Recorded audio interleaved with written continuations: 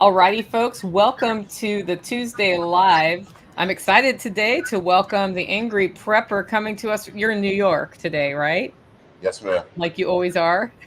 I'm excited today to welcome Oh, the there Angry we are on your computer. I've also got Shawn Mills from Hack My Homestead. like you always If are. if y'all want Excited to, today to welcome oh, the there Angry we are. I'm Prepper. going to mute you until you.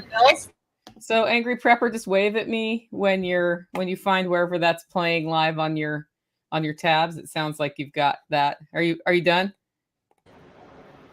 All right, cool. I always do that too. I'm like, oh, I have YouTube up, and there's a tab, and where is the tab? And I minimize it. Okay. Anyway, we got Shawn Mills from Hack My Homestead, and we're going to talk about whatever anybody in the live stream brings up. Do me a favor though, when you see us, share it on social media that we're live. I'm seeing that I'm not getting a proper head count right now because it says nobody's here, and I'm seeing comments right now. So we've definitely got people on. Let folks know that we're live, and I will send out a message on Nostr to our Nostrites who like to watch us as well. But let's start with the first and most important topic. Who is the Angry Prepper, and why would I have you on a live stream, 10 days before the Self-Reliance Festival? I guess because I'm speaking there. I don't know. What did Shawn disappeared for a bit? Yeah. Um, it, I don't know what because I'm speaking there. I guess. What And made you want to come to the Self-Reliance Festival when I asked you to speak? Because you didn't you were like, yeah, I'll come. You weren't like, oh, I don't know. at the without sounding like a bit of a bitch, I've heard about your self reliance, what you call, for a while, and I was like, oh, that it sounded pretty cool for everybody to talk. So when you invited me, I was like, hell yeah, I'd go. It's one of the most talked about prepper events or outdoor events or homestead that I've heard, and there are a couple of others, but this one, people kept asking me every year. How long you've had it? A couple of years now, right? For 4 years. We're on our eighth one. Yeah. Right, in a couple, I think about 2, 3 years now, people kept asking me, "Are you speaking?" I knew nothing about it. So last year, was it last year? Yeah, when you asked me, I was like, "Yeah, I'll come." Sounds like a great event and a great turnout. So why not? Yeah, I think we're going to have a good one this time. It's funny because as an event organizer, I don't always reach out to people to speak who I should ask. So you were totally on the list of people I wanted to speak. And somebody said, well, why haven't you asked him? And I was like, that's a great question. I'm going to this other festival where I know he'll be. I'll just ask him. Like, the worst thing that can happen is he says no. So I thought, and then we had some fun live stream discussions because I was on your show like right after the first Trump assassination attempt. Yeah. Okay, so what do you guys think about that? We are now talking about Trump assassination attempts in more than one increment. There's the first one.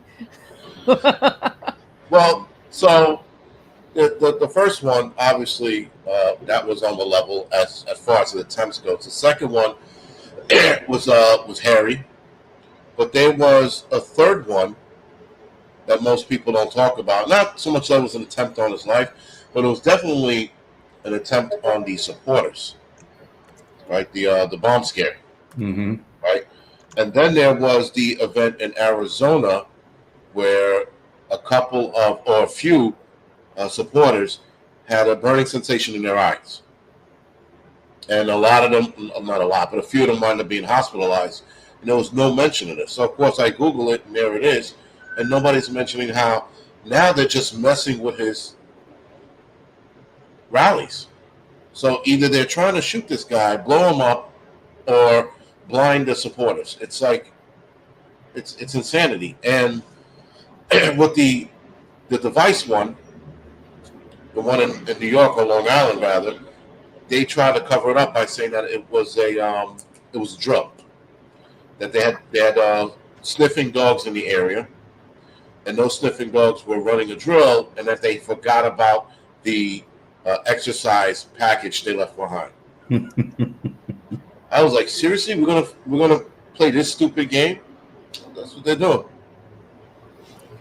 My thing is this.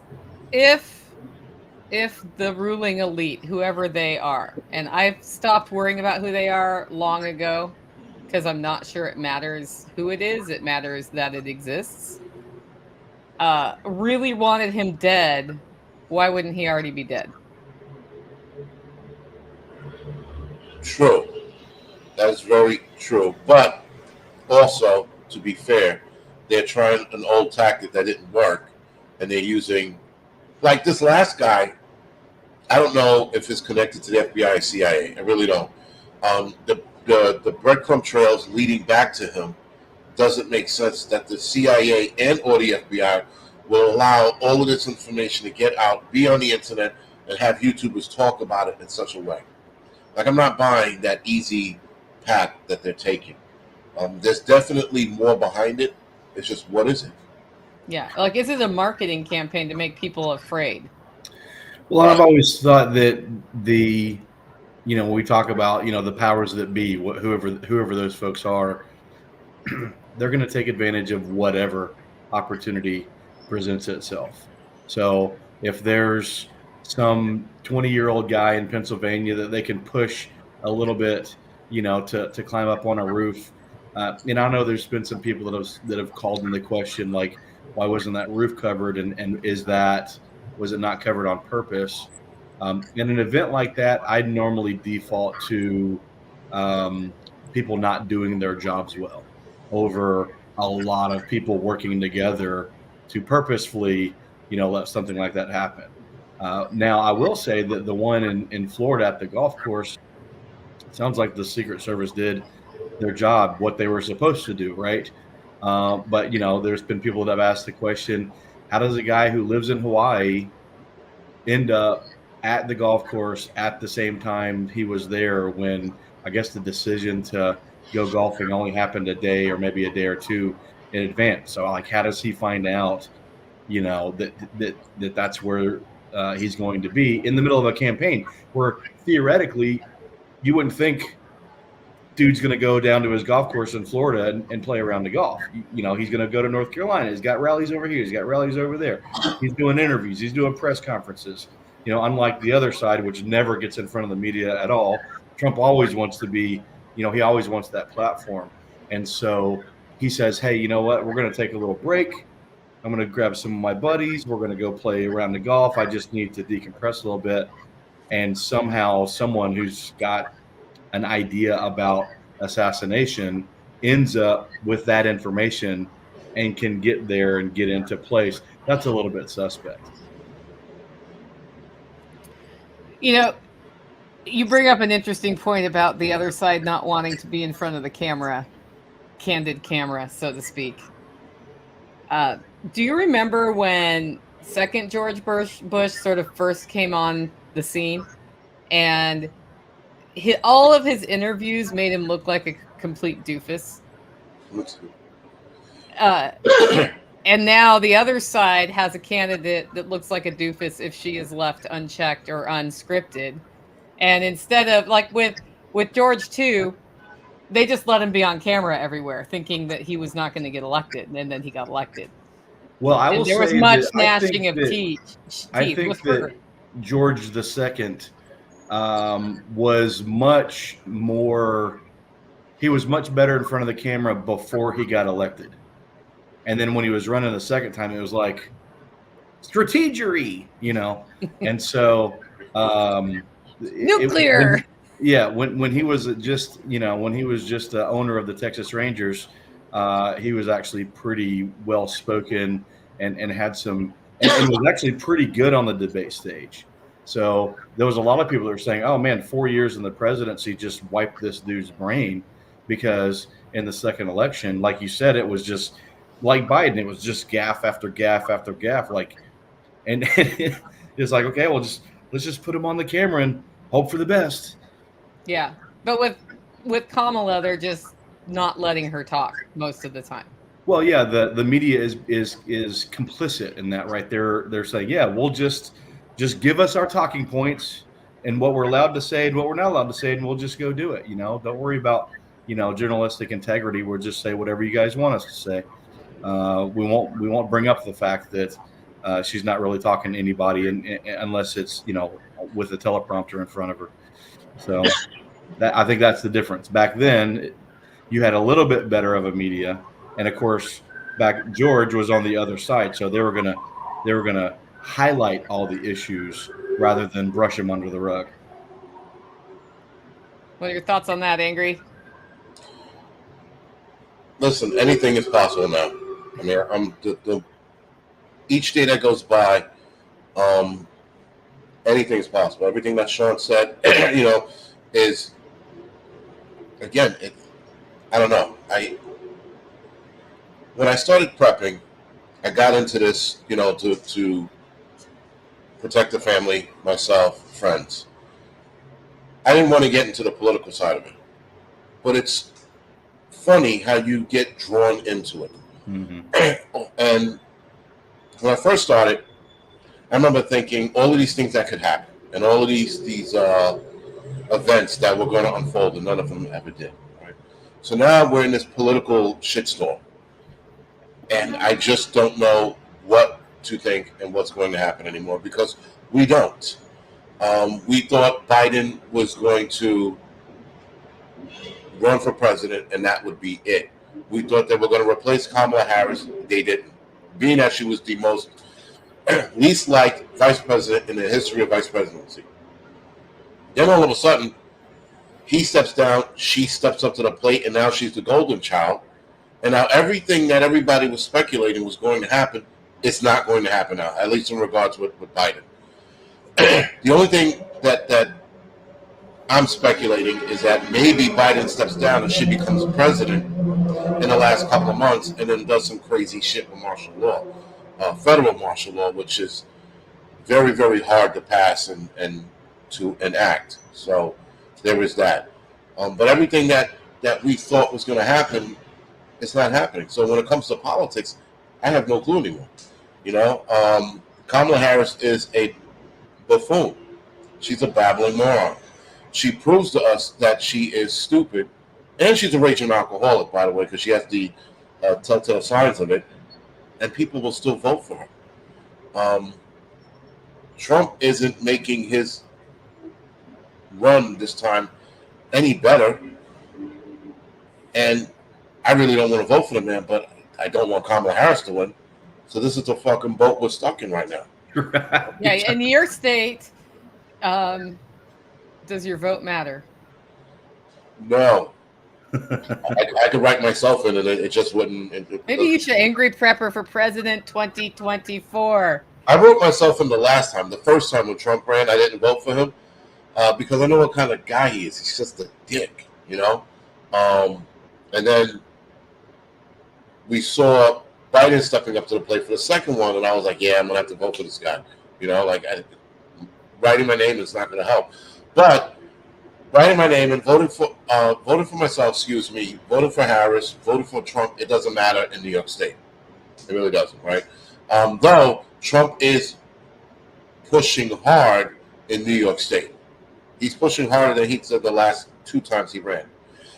So that tells me there's something up with New York State, and there's a possibility that she can lose, not so much lose, but he can get close to taking New York from her, which counts if he gets that close, because that means any other state that he wins, it just adds to his votes, his electoral votes, whatever that is.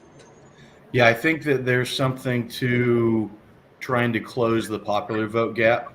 So I think you're seeing a boots on the ground effort to get Republican turnout in Democratic areas because of the popular vote argument. And then the other side of that is there's probably some down ticket things. We're like, okay, well, we know if we turn out more Trump voters, maybe there's a city councilman over here where it's really, really close. If we can get X amount more Trump voters out of that district to vote, we get a down ticket win, which can help. And I'm like you, I don't enjoy politics. I don't, I'm pretty agnostic to the whole thing. I think that it's 2 wings on the same bird just trying to screw us all over. But, from a preparedness standpoint, this time of year, we have to have our head on a swivel. We got to watch and see what's going on, and we got to be prepared to react, to what's happening. And so it's irresponsible to not at least be informed well enough to recognize, okay, on November, I don't even know what election day is. What is it, 11th this year? I think You so. know, we need to be aware, or especially the next day, if you're in a hot area like where you are. If Trump does win, there's going to be people on the streets the next day protesting, just like there was in 2016. And so it's like, okay, well, I need to know what roads I need to stay off of. I need to know, this area is going to be shut down because people are going to be walking in the streets. Fine, I'll go to that other grocery store. Just little things like that you got to be aware of, because if you're not, you could get caught up in something you don't want to be a part of. Like Nicole, weren't you in Missouri after the Michael Brown, It when all that was, happened and when the protests were happening? Did you I was in accidentally end up Ferguson, Missouri, and they had already had protests that had gotten violent that were spearheaded by Anonymous. Mhm. And I needed to fly in for work, and so idiot me flew in for work right like within 3 blocks of where those were happening.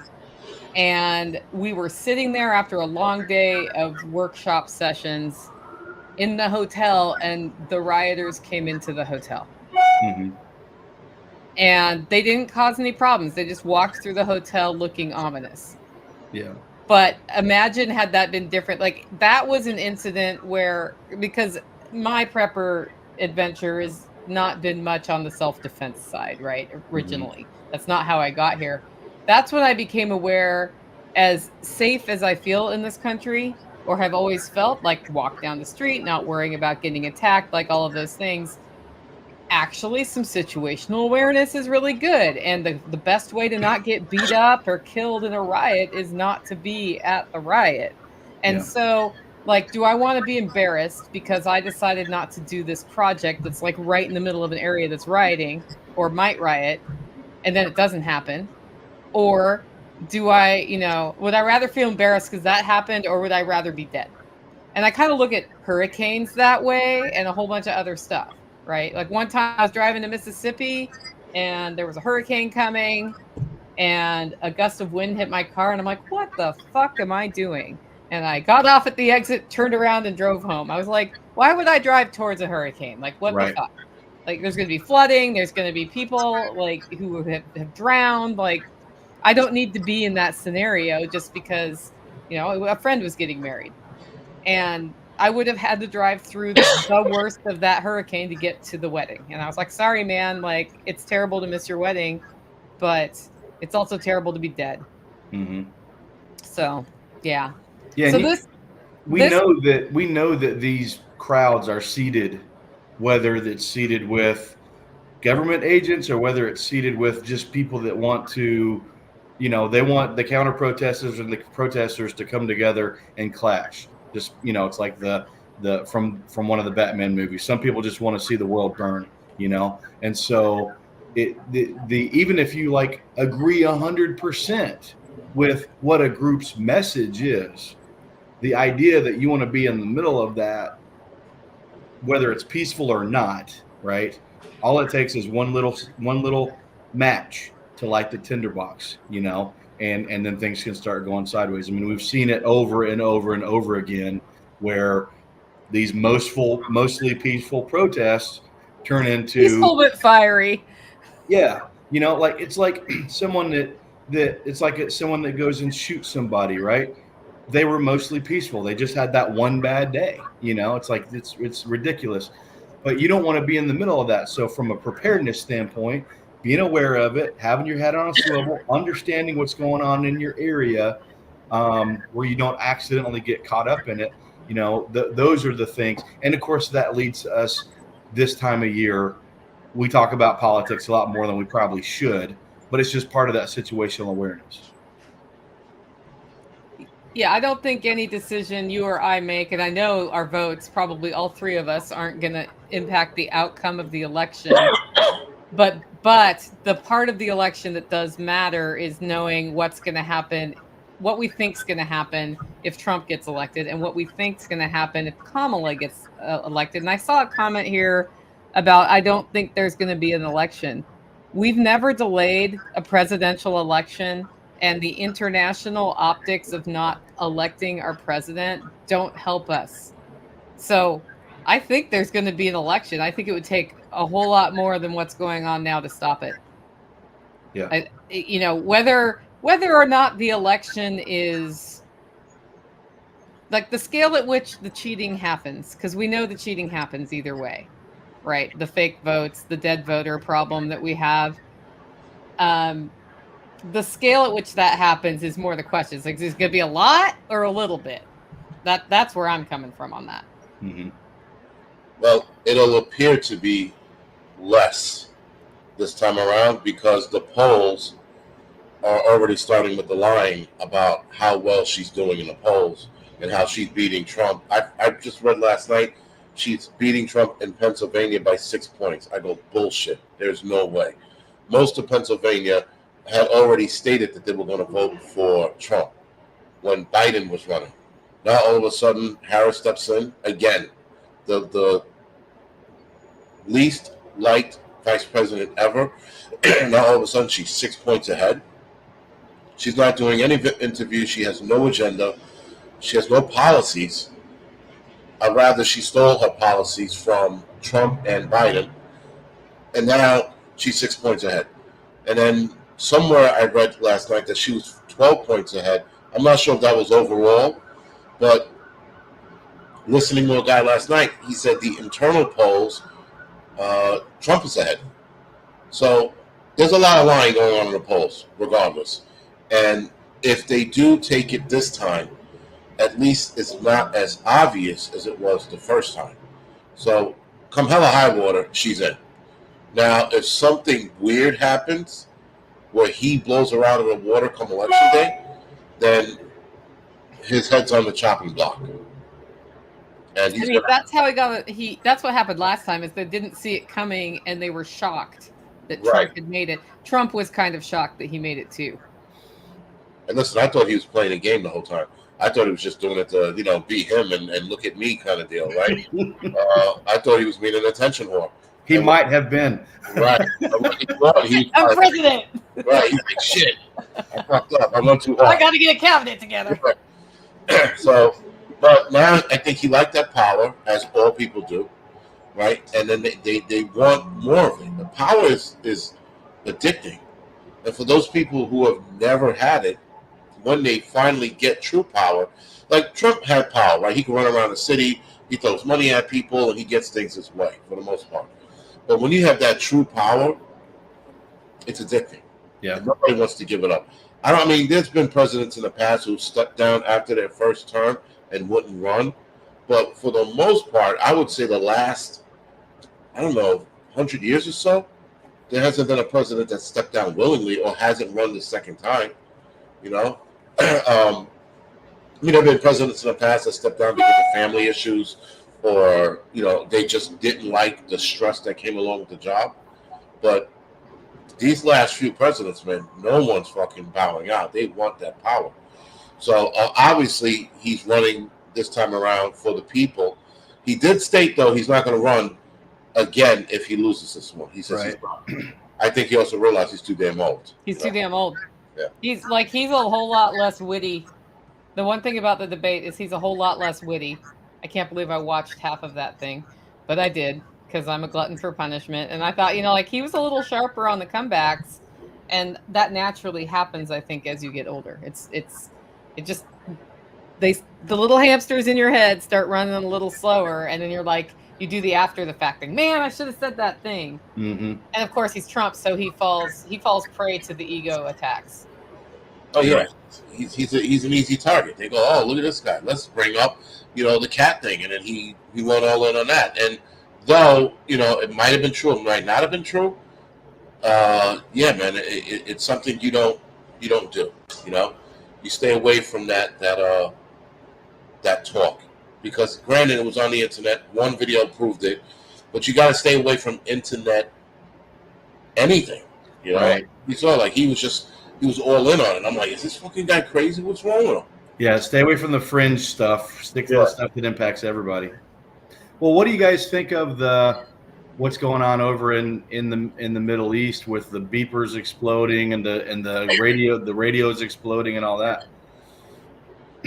Did you see what happened last night or yesterday rather? The rocket attacks? Yeah, Israel went bananas. I was like, Yeah. now all of a sudden, I'm gonna say this much, and it's gonna sound cruel, but I also don't give a shit. The Middle East, Lebanon, what is that? Gaza, they love using kids as a number game, right? So last night there was an attack, or yesterday rather, excuse me, there was an attack, and I think at the time when I read the article, it was 34 kids that were killed in the attack, and that was the first number that jumped at you, not the total amount of people, but 34 kids and 239 adults or people were injured. And I'm like, they're playing the game. Now, Lebanon is getting their asses handed to them with rocket attacks. They were hammering Gaza. Iran is undoubtedly going to step in, and things are looking bad over there right now. Now, whether we go to a full-blown nuclear attack, I don't think so. I read some new shit about Russia, and Russia doesn't have the capabilities, or there are people that seem to believe Russia doesn't have the capabilities to do what needs to be done because they got their money and troops tied up in Ukraine. So morally, Russia can back Lebanon, Iran, and Iraq, but physically and monetarily, they can't. China is smart. They're sitting on the outskirts watching all of this unfold.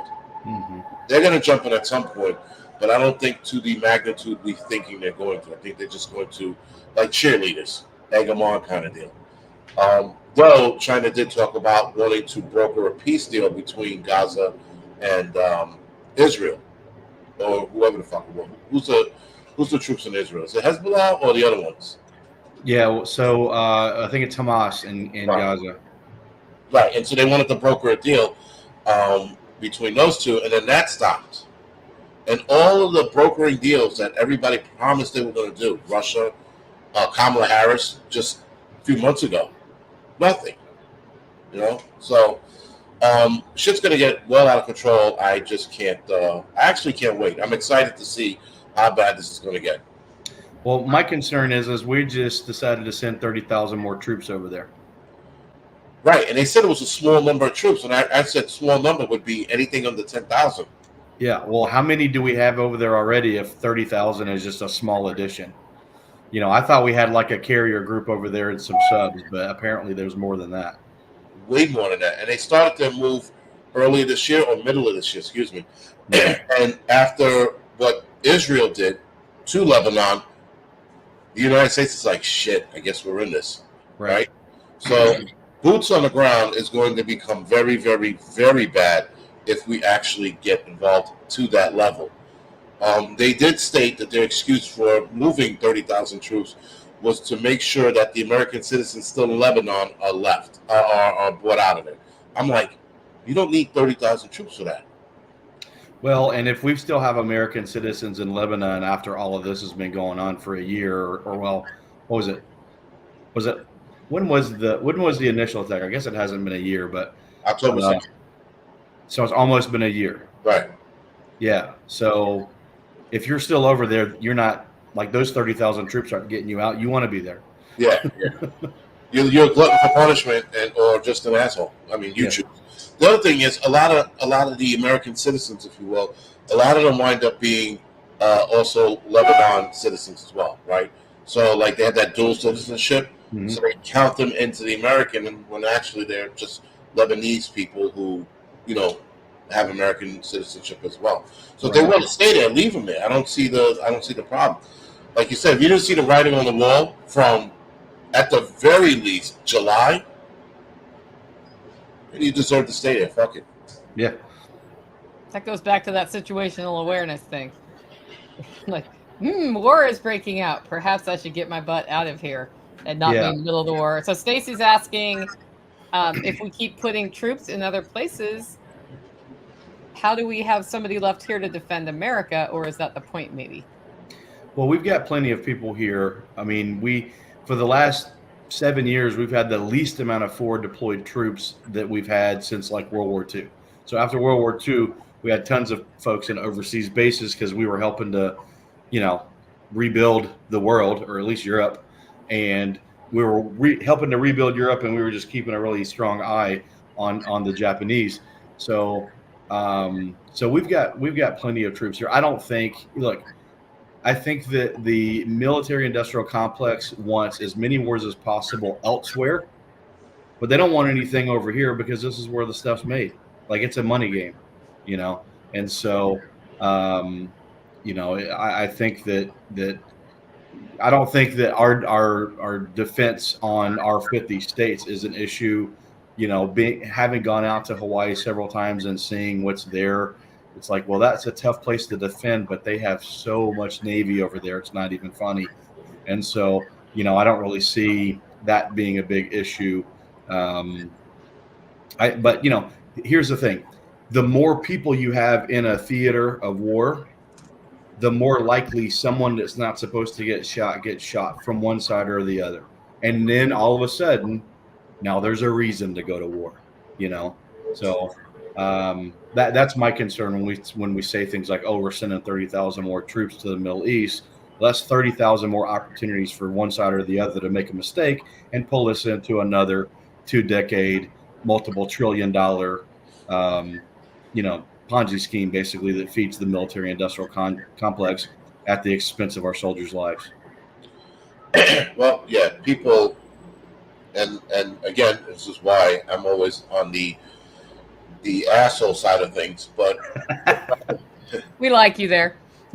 The problem is people bought into the American rah-rah bullshit. 9/11. America, and don't get me wrong, I will die for this country, but not for the fat cats and the rich fucks who exploit our troops for bullshit, right? Because there are other wars that we should be in. We should be in certain countries in Africa defending those people and their lives. Instead, we go to a place that's, enriched in oil, and we go over there and go, oh, well, we need to protect those people. No, you don't. You got your profits over there. That's why you're protecting. But a lot of Americans are too stupid to see past that. They just saw 2 towers get taken down, and they just became enraged, and they didn't see beyond the bullshit. They didn't see that the weapons of mass destruction in Iraq were all bullshit. Now, I remember telling one of my buddies who was a Navy guy, who was a corpsman, we got into a blowout argument over this shit. And 10 years later, he goes, I guess there were no weapons of mass destruction. I go, remember that argument we got into? And he goes, yeah. He goes, well, how did you know? He goes, because I listened to people who were in the field. I said, you're over there, but you're not over there at the capacity of paying attention. You're following orders. Mm-hmm. You're not doing anything to investigate. Like that movie with Matt Damon, Green Zone, when they were looking for the weapons of mass destruction. And he kept going all over the place. And he goes, I don't see anything. What the hell's going on? That's exactly the bullshit that they run. And then they have the same thing with Ukraine, having us feel sorry for Ukraine and the nonsense going over there. I'm like, we buy into it because we're easily manipulated. Right. So if you're not easily manipulated, you are AKA an asshole. Because then you say shit that people are thinking but don't want to say. Or people they don't want to hear it. Right, and they don't want to hear it. Exactly. Yeah. It's funny that if there was weapons of mass destruction, well, they didn't make them from 2000 to 2001. Right. We had been in there since 1990. We just happened to have discovered these weapons of mass destruction, even though there was zero infrastructure to actually create them or to import them in the 10 years that we had our eye on them. But 3 months after 9/11. Oh yeah, weapons of mass destruction. We got to go in there. Yeah, they're moving them around. And then they said it was a complex underground caves. I'm like, you fucking kidding me? How stupid do you think you are? I'm like, and then when they asked about the complex caves after they found out there was no weapons there, they go, oh, they buried them or backfilled them. There was some weird excuse. I was like, you mean to tell me hundreds of miles of caves, they backfilled all of it with what cement? And people believed it. People go, oh, okay. Like Osama bin Laden. Osama bin Laden was dead years before we went in there and took him out. Obama's approval rating was slipping into the toilet. If not, it was in the toilet already. There was a report about a year or two that came out saying that bin Laden had died in a bombing attack, or what is that called? Where they shoot the missile into the ground. I forgot the name. Bunker busters. Thank you. And he had died in one of those. Bin Laden was a dialysis patient. He was shitty looking and sickly looking after 9/11. You mean to tell me for all of those years he was hiding out in the ground, in the dirt, with no dialysis? You have to be on a specific diet. You got to be in a specific environment for that. Mm-hmm. You can't be sucking in dirt and dust and underground.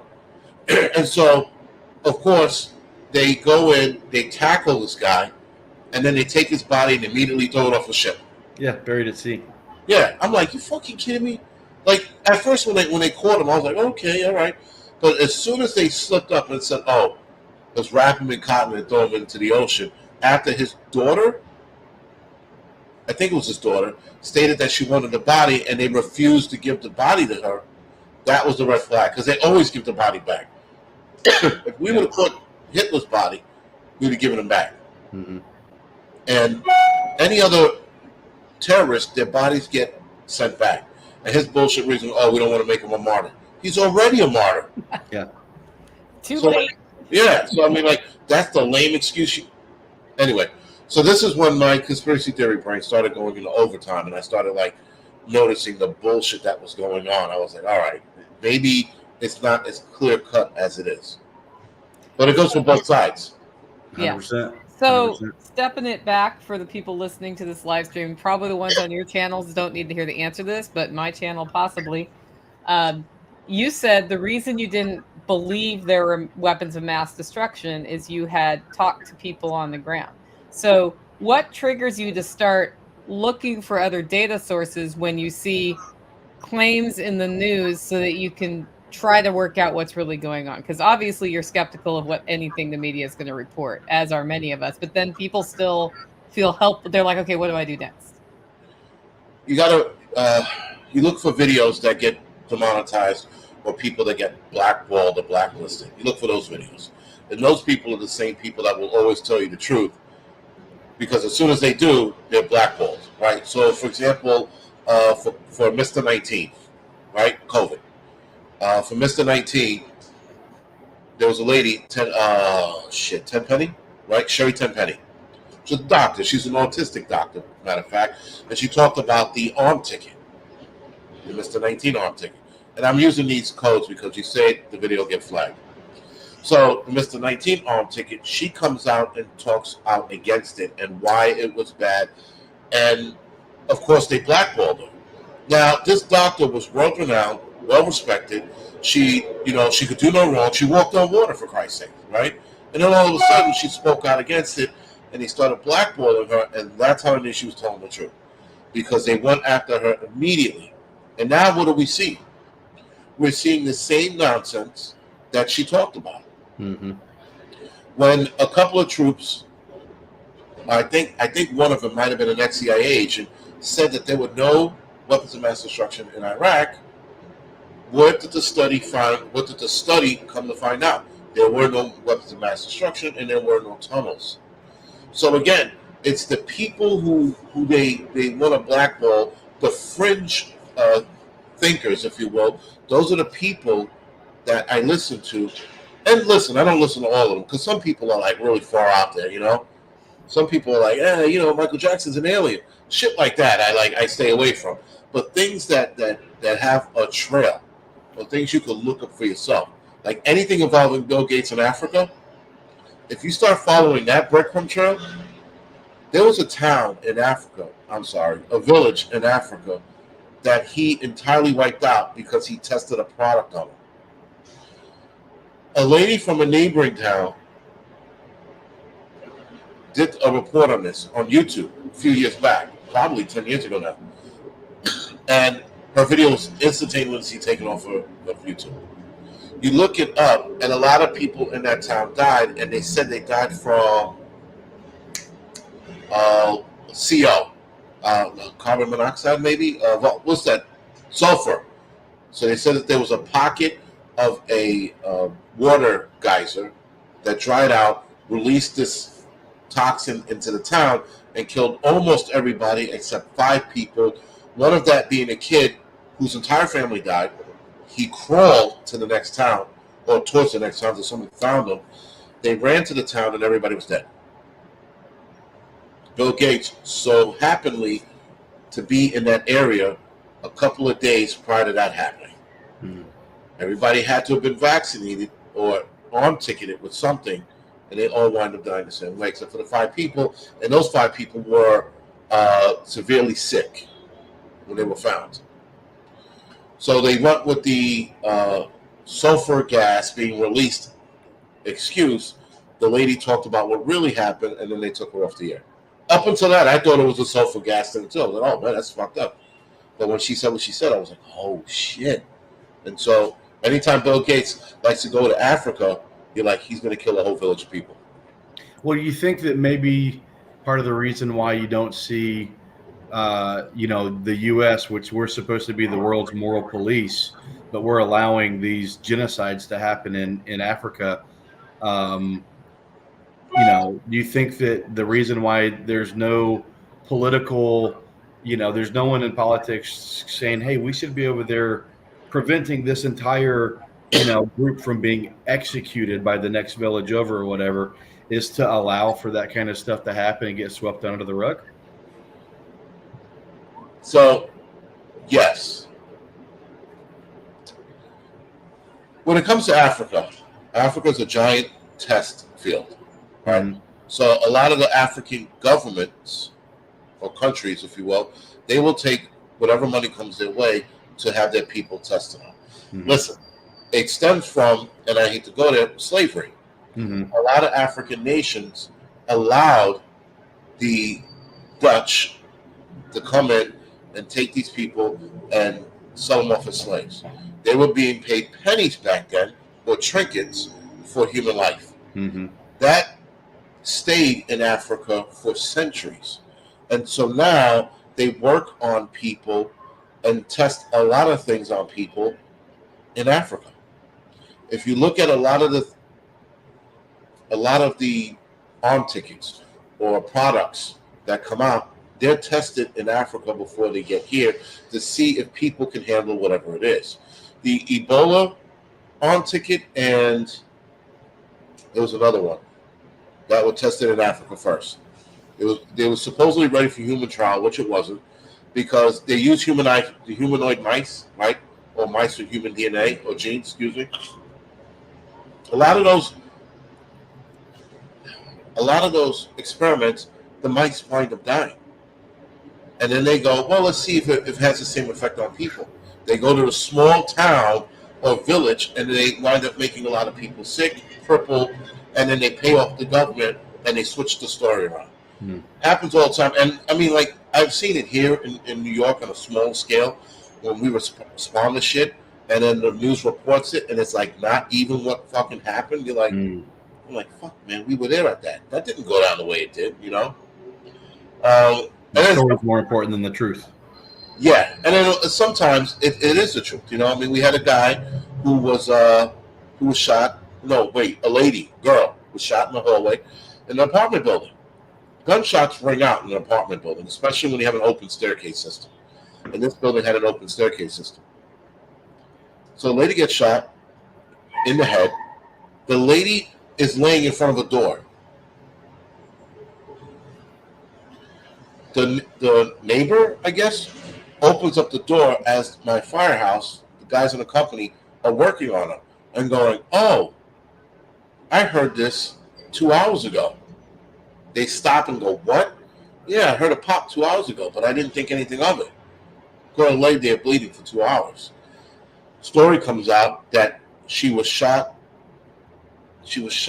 and robbed and then died moments later. No, she died 2 hours ago. And it's how they changed the story around to either A, make you feel bad for the person, which they normally do for the inner city people who, I hate to say it, have it coming to them when they act like assholes their entire life, and then their life catches up with them, and they give you the song and dance. Let's feel sorry. Michael Brown was a case in point. Michael Brown was a piece of shit. He gets shot in the middle of the street because he was taunting the cop, and they played a different story on how to feel bad for him. They do it all the time. Change the story around or change the narrative to have you feel bad for that situation. Right. And they just make subtle changes. Like, that's a really subtle change. Died moments later. Died moments after the EMTs arrived, maybe. Right. Different thing. It feels like moments later. Not found DOA on arrival. DOA. Yeah. They're like, oh, she fought for her. And it's little things like that the media never reports correctly. Yes, apparently she was shot 2 hours prior to first responders getting there. Mm-hmm. Right? Instead of saying that, they go, well, she was shot 2 hours ago and she was still alive, and they worked on her and brought her to the hospital, and they give you this song and dance. I'm like, that's not even close to true. Mm-hmm. Yeah, true story is she was shot, and that's so commonplace in that area that 2 hours later no one had even thought to call it in. Because it was just a pop. Right. The crazy shit it was during the day, and nobody went up and down the stairs and saw her laying there. Right. That's the craziest shit. Like the whole thing. Like in a building, you have people in and out, but no one saw her laying there. Mm-hmm. I mean, I don't know. We had a guy die in front of the firehouse, and it was 2 hours before someone knocked on the door to let us know that there was a guy outside. They just thought it was a homeless guy sleeping in a weird position. What is that called? Downward dog? I'm not sure, but that's the position he was in. And we went back and watched the video, surveillance video, and people walked by him, stepped over him. One guy even looked, nudged him with his foot. 2 hours of this shit in front of the firehouse. No one, because it's not like we don't stand at the firehouse door watching and going, like we're inside. Whether we're eating or relaxing, shooting the shit. We didn't know, but when we watched the video, and as soon as we opened the doors, and they told us, and I looked from across the street, I'm like, I could see his eyes from across the street. I'm like, he's dead. And I yelled at one of the guys, I'm like, yo, he's fucking dead. And they go, holy shit. So we went back inside, get the shit, and start working on him. But he was gone 2 hours outside, And they said, a guy had fatal heart attack and died suddenly, and he did. Because he was walking, and the video is crazy. He's walking, he drops his phone, he picks it up, he walks again, drops it again, goes to pick it up, doesn't get back up off the ground. Wow. Downward dog position. Wow. Holy shit, man. He needed to hit 911 on that phone.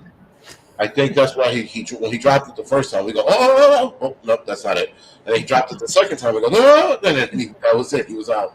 I was like, he was probably having an episode, and then his body was failing, and then that was it. Hope I never live anywhere where the population will walk around my dead body for 2 hours before saying anything to anyone. No, people drove by in cars and looked because the car slowed down, and then they took off. I was like, holy shit! Yeah, listen, it's the Bronx, man. Shit happens. Is it because they think it's going to lead to them getting in trouble, or it's going to take too much of their time because now they're going to have to give a statement? Like, why do you think that culture has developed? Well, so that culture developed because and I hate to say this, it's going to sound like an asshole comment, but it's a black neighborhood, and black people, for the most part, mind their business, right? Whereas in a white neighborhood, they don't know how to mind their business. So everything's an issue. But when the two guys have walked right by him, that was a concern. It's one thing to walk by, like you walk across the street, or you're a few feet away and you look, you go, that looks stupid, But when you walk by him, you can see the guy's eyes and you can see that he's dead.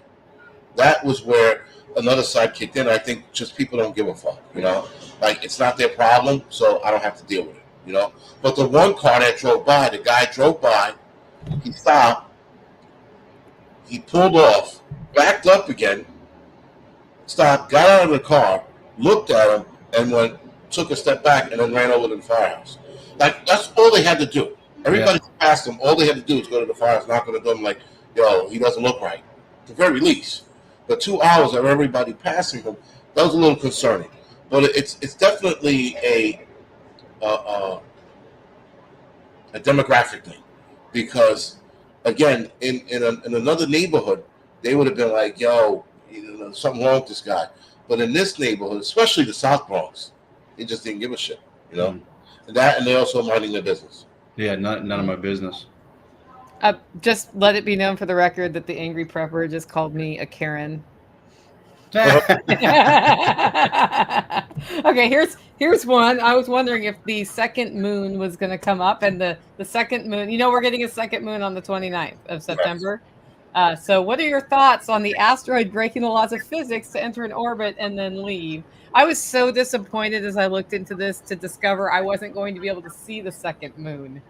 Like, it's so small you can't see it even with a home telescope. You have to go to like an observatory to have the strength.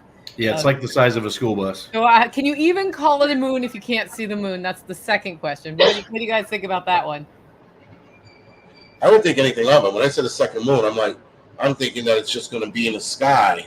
It'd be cool. Right, and just like the Halley's Comet, right? When it shows up, it's in the sky for like a week or whatever it is, and then it leaves. I don't, the call of the second moon's a bit harsh, and he's right. If it's breaking the laws of physics to enter an orbit around us, is that what it's doing, and then leave? That's fucking weird. Something don't sound right. It's breaking the laws of physics. We've launched satellites. So if you look at some of the satellites, like the Voyager satellites, for example, where we've done gravity assists around pretty much every planet beyond us in the solar system. I'm not a physicist by any means, but the idea that something that's smaller than a gravitational body can enter its orbit momentarily and get slungshot out of it is not breaking the laws of physics. What happens is it's gonna take, I think, like a month and a half actually to do a partial orbit. It's not gonna fully orbit the planet. We're gonna grab it, essentially. It's gonna do a partial orbit, and then the sun, which has a much greater gravitational pull than we do, is gonna pull it out of our orbit. That's my understanding of it. And that all has to do with how fast it's going and the angle of approach and all these other things. So then it's like the Halley's Comet. Then that's what it does, the same shit. Yeah. Right. Well, it's not streaking across the sky. It's just asteroid. Yeah, it's very, very small. So why even tell us about it? We can't fucking see it. I know. I was like, why are we even talking about this? If they hadn't mentioned it, we wouldn't have even noticed it was there. I'm going to say this. In addition to, because there's an alien invasion scheduled to happen October 5th and 6th, the fact that the Earth is also getting a second moon for the SelfReliance Festival is just a reason to go. Yeah, for sure.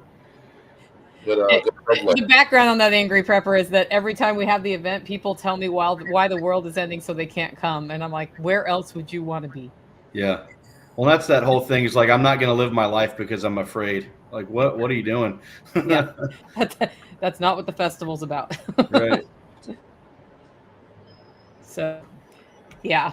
Second moon. I actually had it on my list of things we might talk about today, but then I was like, well, we went off on this political thing, which went more political than I thought we were going to go today. But so, what are you doing in your life that doesn't require knowledge of politics at this point? Oh wait, like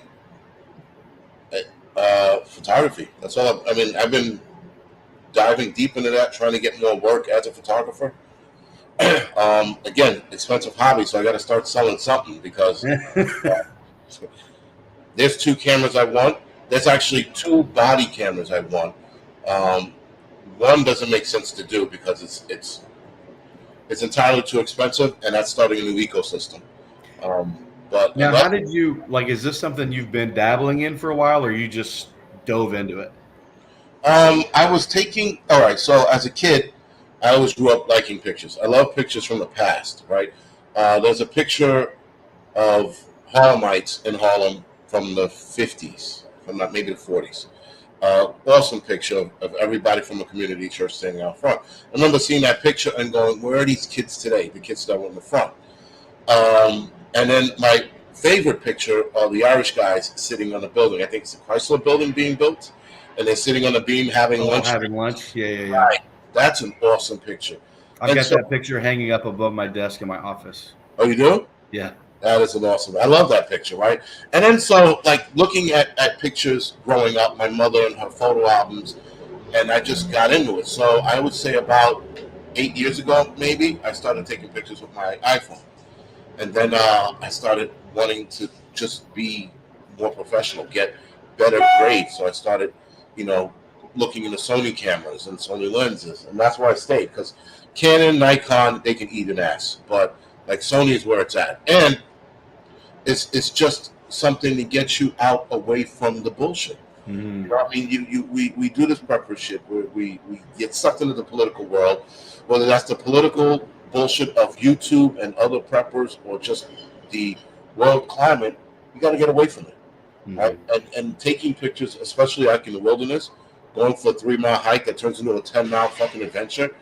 That's where I want to be at. I like taking pictures of, as gay as it sounds, plants, flowers, insects, people in the city. Mm-hmm. That's where not that I thrive, but it just takes me away from all of the bullshit. Right. You get in a zone and you can just focus on that thing.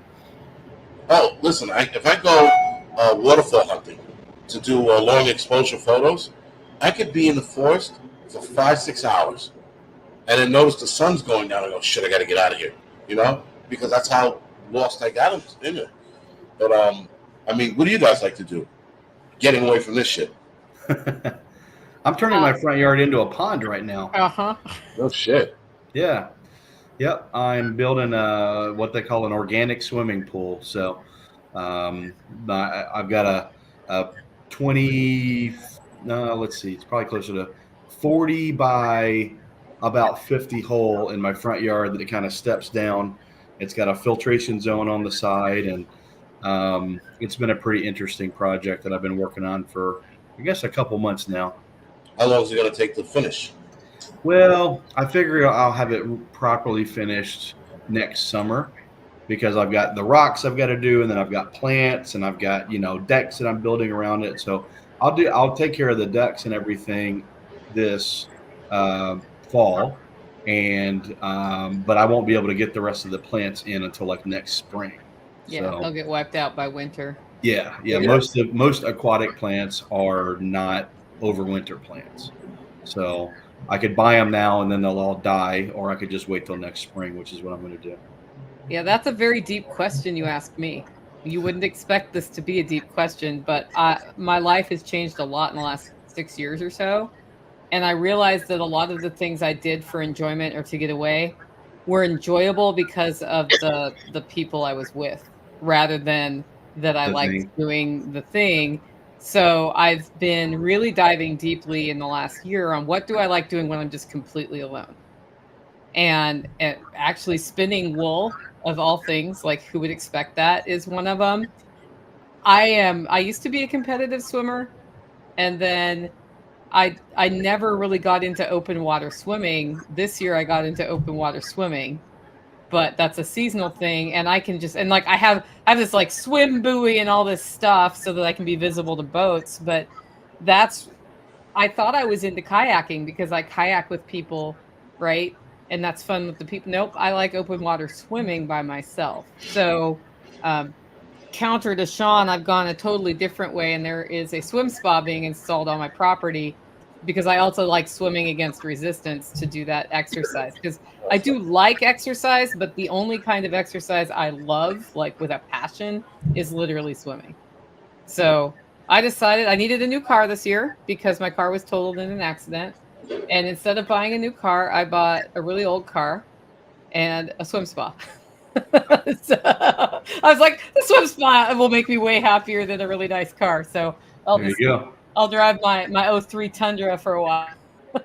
Now, how far into the winter do you think you can use the swim spa?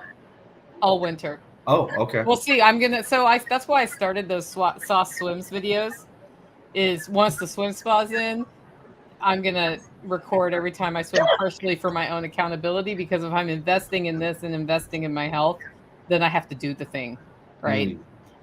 So I'm going to see how far I can go, and if I really can swim in the swim spa outside when it's like 22 degrees or whatever out there. But it has a heater built in, so the water can be brought up in temperature. Oh, that'd be nice. It's really the streaking from the house to the thing that's going to be the problem. Yeah. Yeah. Right. So I know that's weird stuff, and then I just love learning things. So I like researching, but that's pretty nerdy. I'm a nerd at my heart. Yep. I understand that. And then But I think like those things like photography where you go into the zone, though, that zone is really healing, both like for your psychology and all of those things. And when we talk about prepping and how you're going to react in a crisis, when your mind's right, when your head's right, you're way stronger. Right. It's like that and being physically capable are the two things we ignore the most. Well, I mean, that's why I'm, in the gym or stay in the gym, because it sucks, man. I really don't want to work out anymore. I just, but I have to, right? First of all, I have a daughter, so I have to stay in some kind of fighting shape. Secondly, I'm still a firefighter, so I got to stay in shape for that. And then all of these studies are coming out stating that we need to stay in shape, all of us, right? I just read an article on obesity in America, and with women, it's over 40% obesity in this country.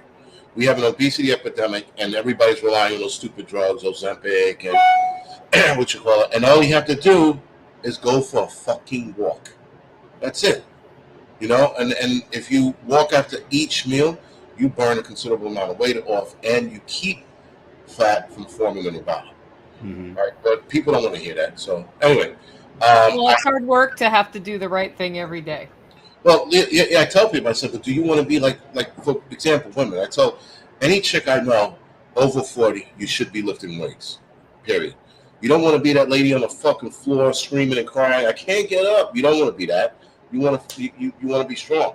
You want to be able to if you fall, catch your balance, right? When you're old and you have shitty hips or bones, rather, excuse me.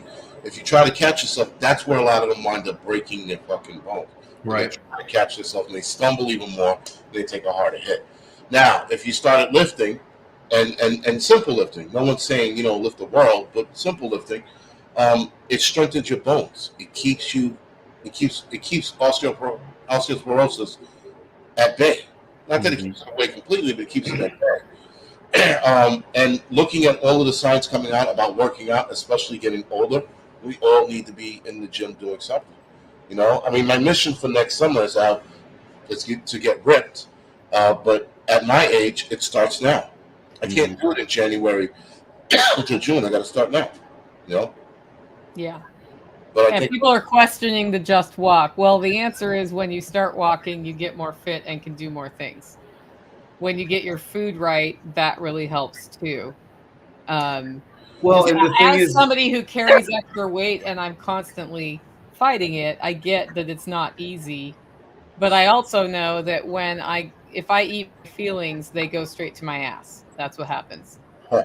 So that's the reality of the situation. I had a doctor's appointment yesterday where they did all the blood work, and his first thing was like, you got to be lifting weights particularly between 40 and 65 years old. The more muscle mass you can build, the better 65 to 90 will be as far as the ability to still walk, to still do things that you want to do. And it helps. He's like, he gave me two things to do to preserve bone density. And he's like, it's lifting. I can't remember what the other thing was. I was already doing it. So I didn't write it down, but you're absolutely right. And it's the way that our society has evolved as technology and conveniences have happened. We're just less active naturally because we don't have to be. We can get in the car and drive to the place or whatever that is. We can sit at the computer chair doing our work, and the only thing that's getting any muscle mass are the 10 fingers. So at that point, you have to be purposeful. The thing I'm really interested in diving into is people who work their butts off on a homestead or a farm all day. I believe they should also be doing strength training and at least flexibility stuff. some like natural. Yoga is not the right necessarily thing, but it might be, some yoga sort of thing. But then what is the thing? Like scientifically, what sort of workout regimen do you do if you're already doing a lot of physical labor? Well, that's the thing I'm actually focusing on right now is flexibility, because I was at a bachelor party Labor Day weekend, and as happens at bachelor parties, it devolves into, hey, there's a beam right there, let's all jump up and see how many pull-ups we can do. And I haven't lifted a weight in, I can't even remember the last time I lifted. It's been several years. Probably during COVID was the last time I actually lifted a weight, a bar, a dumbbell with some actual real weight to it. So I'm like, man, I'm probably not even going to be able to do one of them. And I was able to get 4 in, and my buddy's like, yeah, most people can't. So I'm like, okay, well, my strength isn't as bad as I really thought it was. But like you said, Nicole, it's because I'm out on the homestead. I'm carrying stuff around. I'm moving things. I've got functional strength, we'll say. But I am not flexible at all. And so I actually reached out to our mutual friend, Jenny, and I said, hey, what would you suggest getting started? And she suggested yoga. Like, she sent me a video, and she's like, from the neck down, yoga's great. I do pull up. All the brain stuff, all of the feelings and, letting the universe into your nostrils and all that stuff. But the actual, working the body and getting into the poses to actually create that flexibility works out. So I just started that. And what are your thoughts on that, Angry? With working out? Yeah, just working. What would you say somebody who's doing physically hard labor on the regular should be doing for working out? Again, the walking. People kept saying, just walking? Yes, just walking. Multiple, not even, forget the studies. I started walking, when I started doing this weight loss, I was 279, almost 280. All right, let's just say 280. How tall are you? 5'10".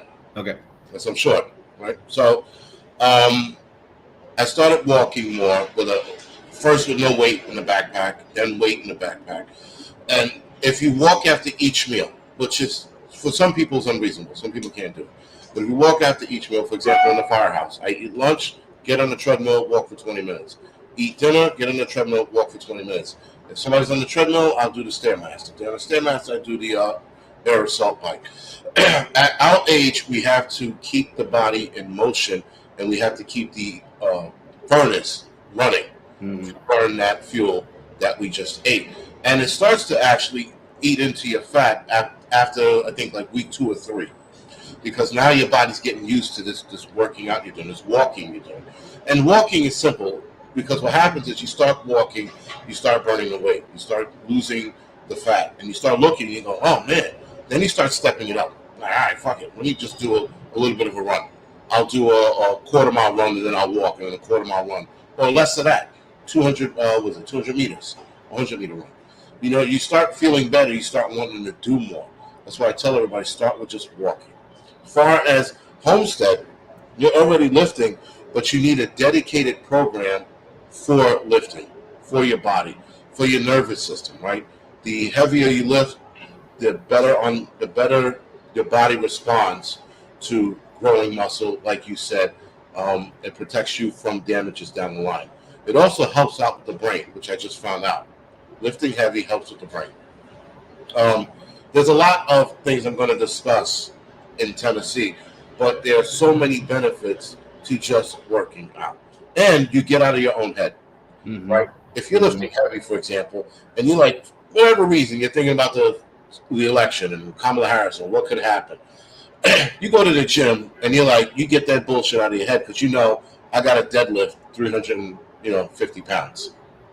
You're going to switch over immediately and you're going to get into the zone and trying to accomplish getting that weight off the ground, or try to accomplish getting that chest off your bar, right? Or hell, when you go for a walk on a treadmill, a lot of the times you, for whatever reason, you leave the bullshit behind and you start thinking about what you could be doing.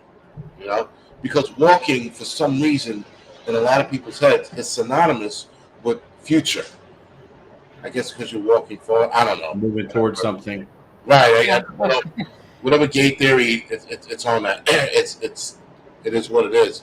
But you start thinking, oh man, maybe I should do this. Oh man, maybe I should do that, and that starts to start a chain reaction in your head. And then after you get off the treadmill, you're still thinking about whatever you were thinking about. So now you just there's so many benefits to it. I mean, there's so many avenues I can go down. On here I wouldn't do it. All right. Well, we're coming around. We've been on for an hour, so it's time to wrap up. We're going to go once around the horn. I'm going to start with you, Shawn, then go to the Angry Prepper, and then I'll finish us up. All right. Shawn? I am Shawn Mills from Hack My Homestead. You can find me on all the socials, Hack My Homestead or hackmyhomestead.com. I am your source for off-grid information, whether that be solar, rainwater collection, gray and black water management. I've got a bunch of content on that, and I also help people design systems based on their specific issues. If you're in Tennessee, I am currently I've got a line on some pretty cost-effective solar panels right now. So I've been able to facilitate about 6 pallets of solar panels going out to this community. If you're interested in that, Shawn at hackmyhomestead.com. Shoot me an email, and I'll get you hooked up with those guys. And I'm on here occasionally with Nicole on the Tuesday lives, so you can find me here. I'm not a regular podcaster. I would say from the socials, TikTok is where you can find me. It's easy on my phone. I can get those videos up very quickly. And so you'll see a bunch of stuff about that pond build that I mentioned on the Hack My Homestead TikTok channel. What Shawn needs is an AI tool that'll grab his TikToks and put them on YouTube in like a series. All right. Tell us what you want to tell us. The Angry Prepper is up. I guess not much. I do have a new channel, the Angry Film Critic, talk about 80s and 90s movies and films. I am looking for guests for that show because I think it's a little better to talk to people, especially those of us in our 40s and 50s who can definitely relate to a lot of those movies. But that's it. And then, I'll be in Tennessee, either sleeping on the street or in a hotel. I'll figure it out. I'll figure it out when I get down there. And listen, thank you for inviting me on your show today, and thank you for inviting me down to the event. I appreciate it. Well, I'm definitely looking forward to seeing you at the SelfReliance Festival. I think you're going to have fun at John Willis's place too. You can go check out his factory, which is kind of fun. All right. One of the things that I'm excited about your presentation is people ask you about bug out bags and all sorts of different things, and you're diving more deeply into the fitness aspect, because that's what we need to hear right now. People are like, what are we going to do to get ready? Well, you know what you can do, and it's free, is fix this. Right. It's free. It's not easy. It's simple, but it's not easy. And I'm pretty excited to hear what you have to say and how far down you've gone that path and how you've transformed yourself as well. So looking forward to hearing your talk and seeing you in person when we can just, chat in the lounge and those sorts of things over at SelfReliance Festival. Guys, don't forget to get your tickets, selfreliancefestival.com. With that, we'll see you next week.